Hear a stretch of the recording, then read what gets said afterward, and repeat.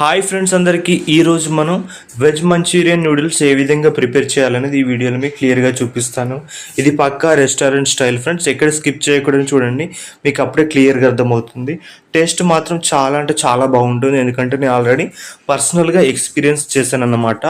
ముందుగా మనము ఒక మంచూరియన్ ప్యాన్ తీసుకోవాలి, ఇలా లోతున్న ప్యాన్ తీసుకొని దీంట్లో కొద్దిగా ఆయిల్ వేసుకొని పచ్చిమిర్చి, ఆనియన్స్, కొంచెం కరివేపాకు వేసుకొని అల్లం వెల్లుల్లి పేస్ట్ కూడా వేసుకొని ఒక 30 సెకండ్స్ వరకు ఇలా మంచిగా మనం ఫ్రై చేసుకోవాలన్నమాట. గుర్తుంచుకోండి, దీన్ని హై ఫ్లేమ్లోనే ఫ్రై చేసుకోవాలి. మంచిగా ఫ్రై అయిపోయిన తర్వాత కొద్దిగా వాటర్ వేసుకోవాలి. వాటర్ వేసుకున్న తర్వాత మనం మంచూరియన్ బాల్స్ వేసుకొని కొంచెం చిల్లీ సాస్ కూడా వేసుకోవాలి. ఆ తర్వాత మనము కొద్దిగా వెనిగర్, సోయా సాస్ వేసుకొని గుర్తుంచుకోండి, హై ఫ్లేమ్లో మాత్రమే మనం ఇట్లా ఫ్రై చేసుకోవాలి. ఆ తర్వాత కొంచెం లో ఫ్లేమ్లో పెట్టుకొని మనం తర్వాత ఫ్రైడ్ రైస్ చేసుకున్నటువంటి కడాయిలోకి మనము కొద్దిగా ఆయిల్ వేసుకొని అన్ని రకాల సబ్జీ వేసుకొని నూడిల్స్ కూడా వేసుకొని మనము హై ఫ్లేమ్లో అయితే ఇలా ఫ్రై చేసుకోవాలి. ఒక 20 to 30 సెకండ్స్ ఫ్రై చేసుకుంటే సరిపోతుందన్నమాట.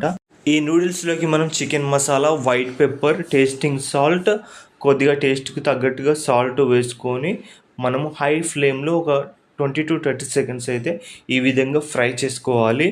ఇలా ఫ్రై చేసుకున్న తర్వాత మనం ముందుగా ప్రిపేర్ చేసుకున్న మంచూరియన్ బాల్స్ను మనం దీంట్లోకి వేసుకొని ఒక 30 సెకండ్స్ మనము మళ్ళీ ఫ్రై చేసుకున్నామంటే మన వెజ్ మంచూరియన్ నూడిల్స్ అయితే రెడీ అయిపోయినట్లే. ఈ వీడియో కనుక నచ్చినట్లయితే లైక్ చేయండి.